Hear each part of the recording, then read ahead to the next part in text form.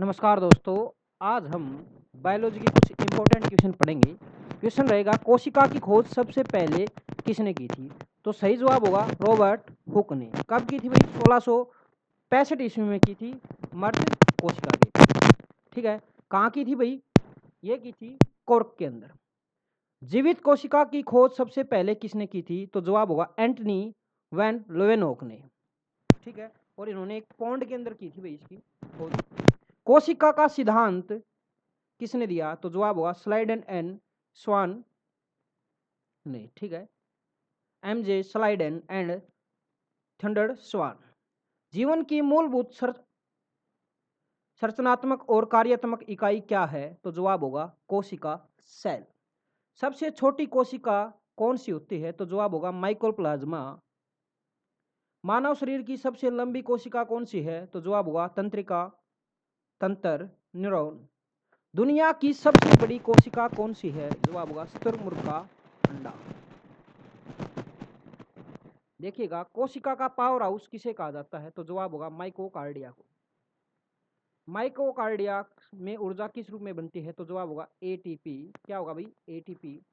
और इसका भाई फुल फॉर्म होगा एडोसोनिक ट्राइफोसेट के रूप में। कोशिका की आत्मघाता सेली किसे कहा जाता है? सुसाइडेड बैग किसे कहा जाता है? लाइसोसोम। ठीक है भाई, लाइसोसोम जब फटता है तब पूरी कोशिका ही खत्म हो जाती है।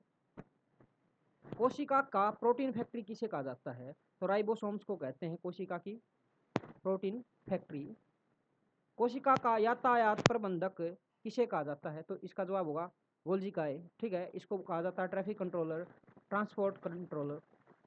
कोशिका का मस्तिष्क किसे कहा जाता है? ब्रेन किसे कहा जाता है भाई? सेल का वो होता है न्यूक्लियस, क्योंकि न्यूक्लियस ही सब चीज़ों को कंट्रोल करता है, इसलिए इसको कोशिका का मस्तिष्क कहा जाता है। केंद्रक की खोज किसने की थी? तो जवाब होगा रॉबर्ट ब्राउन ने। कब की थी भाई? 1831 ईस्वी में। चलते हैं नेक्स्ट क्वेश्चन की तरफ। नेक्स्ट क्वेश्चन है कोशिका भित्ति केवल किस में पाई जाती है? सेल वॉल किस में मिलती है भाई? प्लांट सेल के अंदर होती है सेल वॉल, पादप कोशिकाओं में। ठीक है, और कोशिका झिल्ली कहाँ होती है भाई? दोनों में होती है, पादप में भी और एनिमल में भी। पादप कोशिका भित्ति मुख्य रूप से किसकी बनी होती है? तो भाई ये मुख्य रूप से बनी होती है सेलुलोज की। कोशिका झिल्ली किसकी बनी होती है? तो कोशिका झिल्ली बनी होती है लिपिड और प्रोटीन्स की। पौधों का हरा रंग प्रदान करने वाला लवक कौन सा है? तो सही जवाब होगा क्लोरोप्लास्ट, और हिंदी में बोलते हैं इसको हरित लवक। किसे कोशिका की रसोई कहा जाता है? किचन ऑफ द सेल किसे कहा जाता है? क्लोरोप्लास्ट को कहा जाता है भाई कोशिका की रसोई।